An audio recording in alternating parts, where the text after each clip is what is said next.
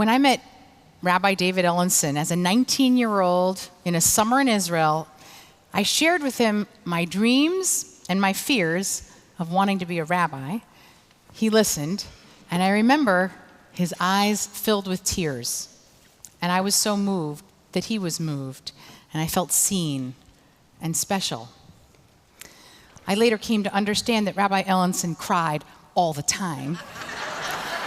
He would famously give lectures on 19th century Orthodox legal responsa and well up. His tears were sincere and pure. They were a window into his expansive heart, which felt such deep emotion with every human connection, even from profound ideas.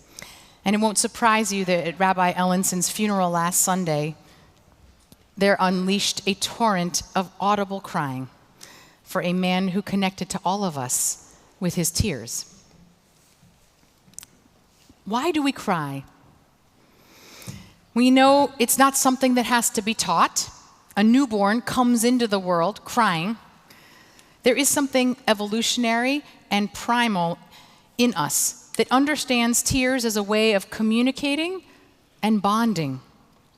And while some animals can tear up from an irritant in their eye, human beings are the only species that sheds tears from emotion. To cry is literally to be human. This week in Parshat Miketz, we see our patriarch Joseph cry for the first time. Like our beloved Rabbi Ellenson, Joseph was a real crier. In fact, the Torah recounts 8 episodes of Joseph weeping, more than anyone else in the Torah by a long shot. But before Joseph's tears in this parsha, it's notable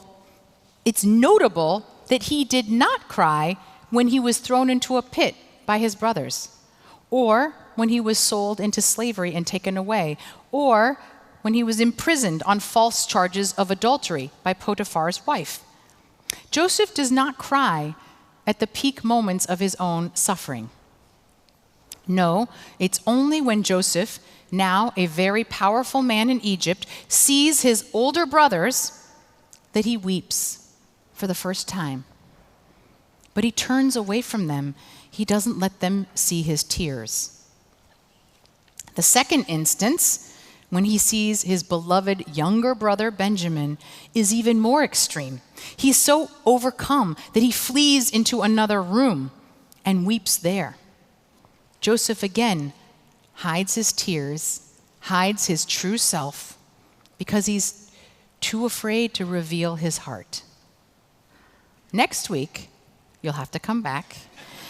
When we get to the climactic moment of Joseph's story, when he asks his brothers if their father is still alive, suddenly Joseph can no longer control himself. He breaks down and he weeps so loudly that his sobs could be heard in Pharaoh's house.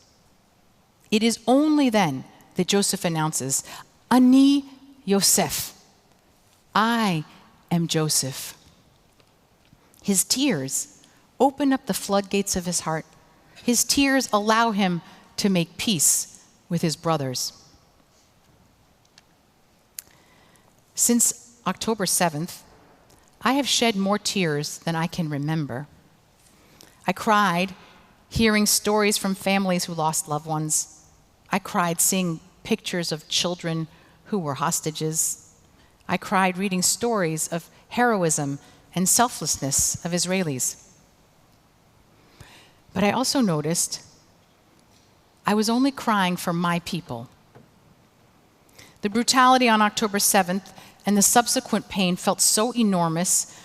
The response from the rest of the world, from campuses to the UN, so callous and hypocritical that I didn't have a lot of emotional space or tears left for the other side. It almost felt too threatening, like a betrayal. But we must open our hearts and weep for their suffering as well, because our selective tears contribute to a vicious cycle of dehumanization.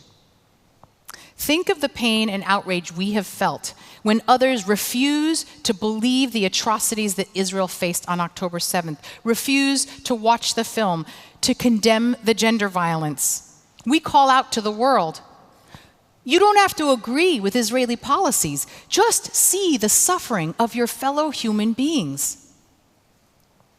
Well, I'm going to say the same to us. Put aside who deserves the blame. Just witness the enormous human suffering in Gaza. I wept when I learned that parents in Gaza have been writing the names of their children on their children's arms and legs so that they can be identified under the wreckage if the worst happens. I hear the echo of Joseph's pain in asking, Ha'od avi chai? Is my father still alive? That is a cry of every parent and child who just wants to know their loved one is safe. To cry is to see their fellow humanity and to preserve our own as well. This is not a political or a military strategy. It's a spiritual one for our souls so that we might begin to imagine a different day after. Central has already begun, but we will do more to bring Palestinian leaders and their stories to our community, to have the hard conversations that might enable a different future. Now, it may sound strange, but I know that the path to Israel's eventual well-being will be paved by tears. I know it because the famous Psalm 126 recalls that Jewish memory for us. Shir Hamalot, Beshuv Adonai, et Shivat Zion hayinu kecholmim. When God restored the well-being of Zion, we were like dreamers. This song of ascents is sung on Shabbat and holidays, a song of redemption and joy when Israel is finally restored after our exile. But the end of the psalm tells us something extraordinary, that the well-being of Zion is restored because of our tears. It says, those who sow in tears will reap in joy. Those who go out weeping, carrying seeds to sow, will return with songs of joy, carrying sheaves with them. So the psalm instructs us to go out weeping in the most desolate places, the fields of the Supernova Music Festival, the orchards of Kibbutz Be'eri, emptied of residents, the rubble of Gaza City, with an audacious act of hope, carrying seeds. And our weeping, our tears of empathy and humanity is what waters those tiny seeds so that someday we, like dreamers, might reap a very different harvest. I close with a message written by Rachel Goldberg-Polin, the mother of Hirsch, still held in captivity. She shared this poem at the UN this week, and there is no more profound way to express the power of tears than with her words. There is a lullaby that says your mother will cry 1,000 tears before you grow to be a man. I have cried 1,000,000 tears in the last 67 days. We all have. And I know that way over there, there's another woman who looks just like me because we are all so very similar, and she has also been crying. All those tears, a sea of tears, they all taste the same. Can we take them, gather them up, remove the salt, and pour them over our desert of despair and plant one tiny seed? A seed wrapped in fear, trauma, pain, war, and hope, and see what grows? Could it be that this woman, so very like me, that she and I could be sitting together in 50 years, laughing without teeth because we've drunk so much sweet tea together? And now we are so very old, and our faces are creased like worn-out paper-bound bags, and our sons have their own grandchildren, and our sons have long lives. One of them without an arm, but who needs 2 arms anyway? Is it all a dream? A fantasy? A prophecy? One tiny seed. Those who sow